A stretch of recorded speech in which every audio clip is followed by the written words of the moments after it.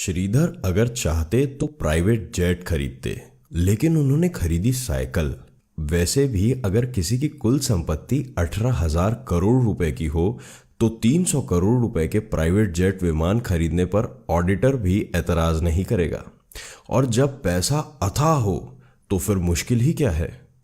यूं भी लक्ष्मी जब छप्पर फाड़ कर धन बरसाती है तो ऐसे फैसले किसी को खर्चीले नहीं लगते।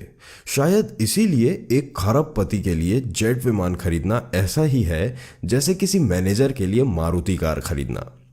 लेकिन जोहो कॉरपोरेशन के चेयरमैन श्रीधर वेम्बू पर लक्ष्मी के साथ साथ सरस्वती की भी मेहरबानी थी, इसीलिए उनके इरादे औरों से बिल्कुल अलग थे। प्राइवेट जेट खरीदना तो दूर, उन्होंने अपनी कंपनी बोर्ड के निर्देशकों से कहा अब कैलिफोर्निया से जोहो कॉरपोरेशन का मुख्यालय कहीं और ले जाना चाहते हैं। श्रीधर के इस विचार से कंपनी के अधिकारी हतप्रभ थे, क्योंकि सॉफ्टवेयर इंडस्ट्री के लिए कैलिफोर्निया के बे एरिया से मुफीद जगह दुनिया में और कोई है ही नहीं। गूगल, एप्पल, फेसबुक, ट्विटर या सिस्को सब के सब इसी इलाके में रचे बसे फले फूले।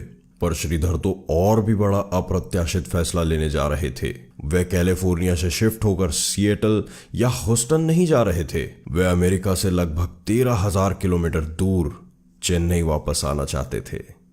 उन्होंने बोर्ड मीटिंग में कहा कि अगर डेल, सिस्को, एप्पल या माइक्रोसॉफ्ट अपने दफ्तर और रिसर्च सेंटर भारत में स्थापित कर सकते हैं तो जोहो कॉरपोरेशन को स्वदेश लौटने पर परहेज क्यों है। श्रीधर के तर्क और प्रश्नों के आगे बोर्ड में मौन छा गया। फैसला हो चुका था।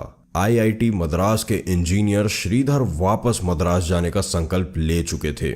उन्होंने कंपनी के नए मुख्यालय को तमिलनाडु के एक गांव जिला टेंगसी से स्थापित करने के लिए 4 एकड़ जमीन पहले से ही खरीद ली थी और ऐलान के मुताबिक अक्टूबर 2019 यानी ठीक 1 साल पहले श्रीधर ने टेंगसी जिले के मथला मपराई गांव में जोहो कॉरपोरेशन का ग्लोबल हेडक्वार्टर शुरू कर दिया।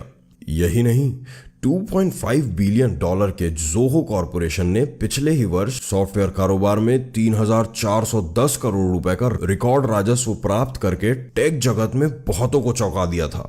स्वदेश क्यों लौटना चाहते थे श्रीधर अमेरिका की किसी एजेंसी या बैंक या स्टॉक एक्सचेंज के दबाव के कारण स्वदेश नहीं लौटे। उन पर प्रतिस्पर्धा का दबाव भी नहीं था।